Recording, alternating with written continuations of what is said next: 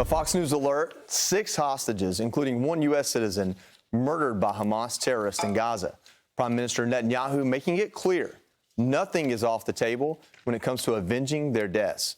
Our next guest knows all about facing the war on terror. Retired U.S. Army Brigadier General Rob Spalding joins us now. Good morning, General. Obviously, we're waking up this morning to some pretty tragic news.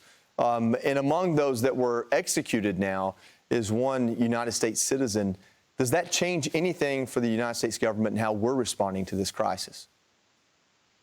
Well, it certainly should. If you remember during the Trump administration, the Abraham Accords, what the Trump administration sought to do was decouple the question of Palestine with regard to broader Middle East peace. And they also did that along with suppressing Iran. So I think one of the things that we have to recognize that this administration's pursuit of peace in the region isn't working. And this is just one other example of it. When we look at the landscape, I believe there were, if my numbers are correct, around 8 U.S. citizens that were held hostage. 4 now are dead, and there are 4 left in captivity. Is there an obligation for the U.S. military to be actively on the ground to rescue Americans? I know that there's a huge push from both sides of the aisle to keep us out of a new war. I've echoed those words myself. But is there a difference between being involved in a war and having surgical operations with the assets we have to go in and rescue Americans? Or is this just such a mess in that area that we couldn't do it? No, I don't see why we couldn't lend support. I mean, here's the deal. We have been searching for our loss from wars all the way back to World War II, even World War I in Europe, and we're still doing that. We're looking for the lost in Korea. So, I mean, these people are alive, possibly, and we owe an obligation to them. They weren't lost on the battlefield as those others were. And, you know, at a minimum, we shouldn't be putting pressure on the Israelis and furthermore, we should be thinking about the fact that we do have American citizens that are held hostage. You're a United States Air Force general retired, so you understand the top of the chain of command. You understand how the decisions are made. Pete and I were talking earlier on the couch here about the Tennyson Sun Tzu's Art of War, this idea that you don't conquer a people so much that they have nothing to lose, because at that point they come back with full force. You try to give them an opportunity to assimilate into the culture that's conquered them.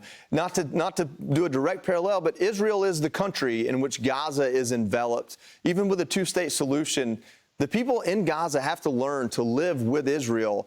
Do you see that as even an option at this point? Well, I mean, when Israel originally left Gaza, the Palestinians controlled the territory, and then they used that territory to attack Israel on October 7th. So I don't think that there is any way that we're going to see the Palestinians or Hamas change their tune, no matter what the Israelis do. This is the problem that we have. And there has been overtures of peace for decades now. And the Palestinians and Hamas have shown no interest in actually going after that. So, no, I don't think we're going to see the Palestinians or Hamas change their tune, no matter what Israel does, unfortunately. We just have a few seconds left, so a short answer if you can. If Israel is in a 3-border war in Gaza to the north and to the south with Hezbollah, the Houthis, and Hamas, does that mean the United States is involved directly? Well, I think we're going to be involved because Iran is the big instigator. As you know, they're providing the resources. And beyond that, China's supporting Iran. So I think this is a much broader war, as I've said before, that is supported by this going Cold War that we're in. And we just have to call it that and work on a strategy overall for the globe, of which the Middle East is a part. General Spalding, thank you for your expertise. Thanks for getting up and joining us this morning.